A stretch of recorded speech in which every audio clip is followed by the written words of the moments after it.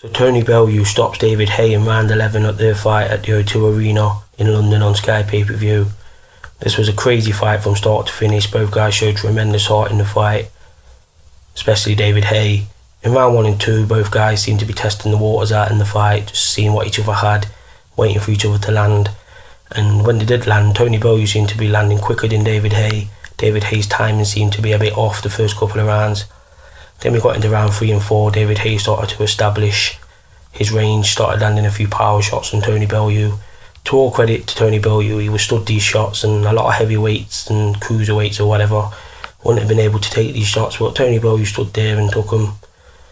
And also David Haye was showing a great jab to the body tonight, something we don't usually see him do, or we haven't seen him do stuff like this in the past few years, because in his last couple of fights he's just been seek and destroy missions and he's just been bowling guys over, so it was good to see stuff like that. And in round 5, that's when the craziness started to happen. David Haye had been rumoured to have an Achilles problem all week. His Achilles totally just went out on him, and for the rest of the fight he could barely stand.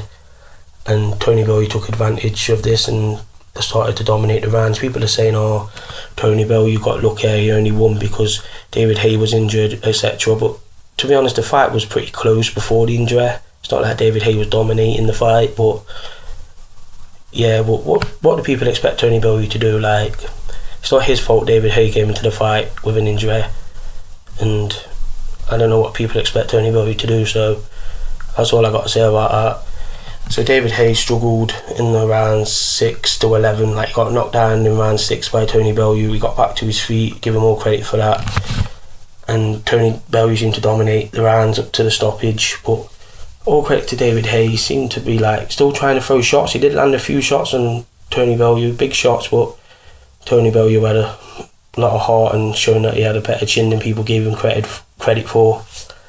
And I don't know, Tony Bellew seemed a lot tired in this fight tonight. I think the weight got to him. I don't think he'll be fighting at heavyweight again unless it is against Haye in a rematch. But I don't think he should come in as heavy as he did tonight. I think he should go up to only about 205 pounds, not 213 pounds, because that seemed to be tiring him out in this fight tonight. Also, he was throwing a lot of shots, so he might have just blown himself out. So anyway, the stoppage came in round 11. David Haye was up against the ropes and Tony Bellew landing a barrage of shots. David Haye went through the ropes. The referee started counting. David Haye managed just to get up in time, but by then his cornerman, Shane McGuigan, and his trainer just threw the towel in, and that was the end of the fight. So yeah, it was an entertaining fight. It was a weird fight because of the injury. Like, a lot of people are going to say it's controversial, etc. But I thought it was fun and it was a good fight. It was good build up to the fight, and I thought, yeah, it was a decent fight. It was crazy and it was decent. It wasn't the most spectacular fight in the world, but it had its good moments, and yeah, I enjoyed it. JM.